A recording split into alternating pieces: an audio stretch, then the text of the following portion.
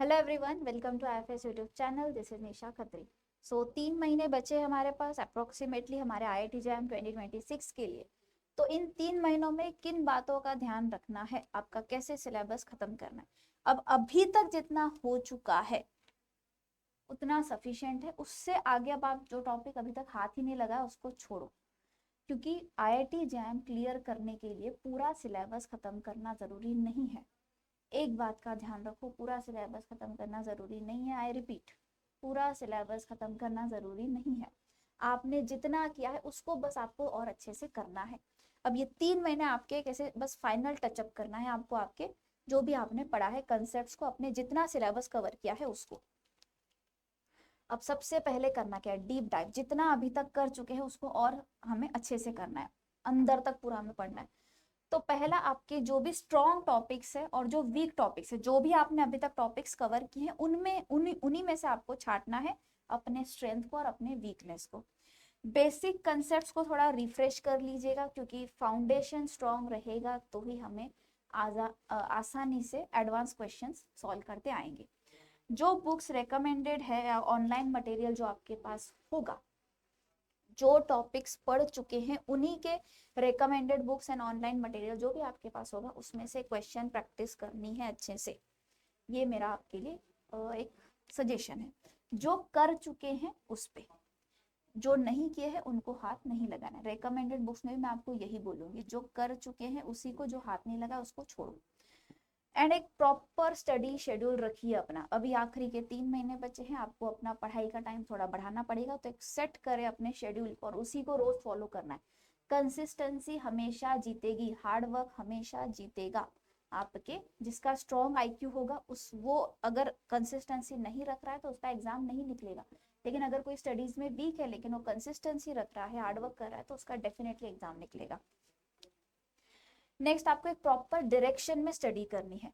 Important topics को select करें, उनके पीवाईक्यूज आप करें या तो पीवाईक्यूज की हेल्प लीजिए एंड इंपॉर्टेंट टॉपिक छाट लीजिए, फिर उनके पीवाईक्यूज अच्छे से करें, रिकमेंडेड बुक्स में से भी उनके क्वेश्चन अच्छे से करें। एंड क्वेश्चंस की आपको बहुत ज़्यादा प्रैक्टिस करनी पड़ेगी, क्योंकि आपको पता नहीं है जितने भी आपने कंसेप्ट पढ़े हैं क्या उनको अच्छे से अप्लाई कर पा रहे हैं अपने न्यूमेरिकल्स में। ठीक है, फिजिकल केमिस्ट्री का तो एक फंडा होता है, जिसको थ्योरी समझी, जिसका कंसेप्ट क्लियर है वही न्यूमेरिकल सॉल्व कर पाएगा। अब कंसेप्ट तो समझ आ गया है, न्यूमेरिकल अभी भी नहीं हो रहे, प्रैक्टिस कम है, इसीलिए तो आपको प्रैक्टिस करनी पड़ेगी ताकि आपने जो कंसेप्ट पढ़े उनको आप अच्छे से अप्लाई कर सकें। वीकली असेसमेंट करनी है, मतलब अपनी प्रोग्रेस को ट्रैक रखें। हर संडे को बैठ के देखो इस हफ्ते जो टारगेट रखा था वो किया क्या। एक टॉपिक वाइज टेस्ट दे के देखो तो आपको अंदाजा आए, उसके स्कोर से आपको अंदाजा आए कि इस हफ्ते मैंने जो टॉपिक पढ़े थे उन पे जब मैंने टेस्ट दी है तो मुझे कितने मार्क्स आए। खुद के प्रोग्रेस का ट्रैक रखो।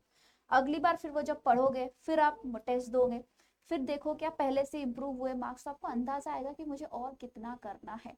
और उसके हेल्प से उस बेसिस पे आप अपना शेड्यूल भी अच्छे से बना सकते हैं। एन ऑर्गेनाइजिंग इंस्टीट्यूट तो आपका आईआईटी बॉम्बे है, तो आपको उसके हिसाब से स्टडी करनी है। ये मैं ऐसे ही नहीं लाई हूँ, यहाँ पे आपका इंस्टीट्यूट बॉम्बे है तो आपको उस हिसाब से ही करना है।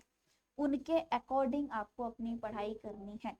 उनके लिए कौन से फेवरेट टॉपिक है, किस टॉपिक पे वो हार्ड सवाल पूछते हैं, किस टॉपिक पे वो इजी सवाल पूछते हैं, उस हिसाब से आपको पढ़ना है। ऐसे ही आपको नहीं पढ़ना है। नेक्स्ट, आखिरी का जो टाइम आएगा मैम, जब धीरे धीरे एग्जाम पास आएगी तो फाइनल प्रिपरेशन क्या करनी है। तो उस टाइम पे तो मेन चीज होती है स्ट्रेस हैंडल नहीं होता है, तो उस टाइम पे आपको स्ट्रेस अपना हैंडल करना है, मैनेज करना है। और उसके लिए आपको सही तरीके से नींद लेनी पड़ेगी। दिन भर कुछ कर नहीं रहे हैं, रात को जाग कर पढ़ाई कर रहे हैं तो बहुत गलत है। दिन भर पढ़ाई करो, रात सोने के लिए नींद अच्छी होनी चाहिए, बस वो बात है। आखिरी मिनट टिप्स अगर बोलूँ, लास्ट मिनट टिप्स, तो आपको जो आपने फॉर्मूला शीट बनाई है उन्हें अच्छे से पढ़ो। जो रिएक्शंस की आपने अगर कोई शीट बनाई होगी उन्हें अच्छे से पढ़ो। एंड जो रिवीजन के लिए आपने नोट्स बनाए होंगे उन्हें अच्छे से आपको पढ़ना है। बाकी अपनी प्रिपरेशन पे भरोसा रखें, अब खुद पर भरोसा रखें, पॉजिटिव रहे और मोटिवेटेड रहें, आपका एग्जाम निकल जाएगा। बहुत बार प्रिपरेशन अच्छे से हो गई, सब हो गया है, लेकिन डर की वजह से हम जब एग्जाम हॉल में गए हैं डर की वजह से वो क्वेश्चन गलत किया, बाहर आके हमें वो सवाल आ रहा है सॉल्व करते। मतलब हमारी प्रिपरेशन में कमी नहीं थी, हमारे माइंडसेट में कमी थी। तो आपको उस पे भी लास्ट टाइम पे जब आप एग्जाम पास आएगी तो उसमें इस बात पे भी आपको ध्यान रखना है। एग्जाम हॉल के बाहर आ रहे हैं, सवाल सॉल्व करते आ रहा है, अंदर नहीं आ रहा था, तो कमी प्रिपरेशन में नहीं है, माइंडसेट में है, इस बात का ध्यान रखें। सो लास्ट टाइम के लिए तो मैं यही बोलूँगी, रिविजन नोट्स जो आपने बनाए हैं उन्हें पढ़े, short notes, formula sheets, reaction sheet जो आपने पढ़ी होगी उन्हें पढ़े, नींद अच्छे से ले, दिमाग को शांति दे, just stay positive, be positive and be motivated, that's it, यही आपको करना है। And yes, preparation IIT Bombay के अकॉर्डिंग करिए, अपने ऑर्गेनाइजिंग इंस्टीट्यूट के अकॉर्डिंग करिए। So practice makes the man perfect, makes the women perfect also. तो आप प्रैक्टिस करेंगे, आपका एग्जाम इजीली निकल जाएगा। अभी 3 महीने सिर्फ रिविजन प्रैक्टिस इसी पे ध्यान देना है, दैट्स इट। तो आप इजीली सिंगल डिजिट रैंक ला सकते हैं। और अगर कोई स्टूडेंट्स है जो आईआईटी जैम 2027 के लिए टारगेट कर रहे हैं, तो 17 नवंबर से चैंपियन बैच 6.0 स्टार्ट होने वाली है। अगर आप कूपन कोड लगाएंगे IFAS40 तो आपको 40% का डिस्काउंट भी मिल जाएगा।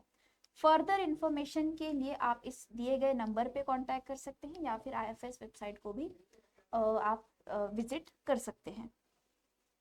एंड आपको IFS फ्री में IIT जैम के मॉक टेस्ट प्रोवाइड कर रहा है। आपके वहाँ पे NAT, MCQ, MSQ तीनों फॉर्मेट के क्वेश्चन है, टॉपिक वाइज टेस्ट आपको दिए गए हैं। आप खुद को सेल्फ एनालिसिस के लिए वहाँ जाके इन टेस्ट को दे सकते हैं। एंड आपका जो पेपर एनालिसिस है वो भी आपको IFS के वेबसाइट पे या फिर ऐप पे लर्न फ्री सेक्शन में फ्री ऑफ कॉस्ट मिल जाएगा। इवन आपकी मॉक टेस्ट भी फ्री ऑफ कॉस्ट है, आप जाइए IFS की वेबसाइट पे, उसे अटेम्प्ट कीजिए। तो आज की वीडियो के लिए इतना ही। Thank you so much, happy learning, bye bye, stay cool, stay healthy, stay happy, good night.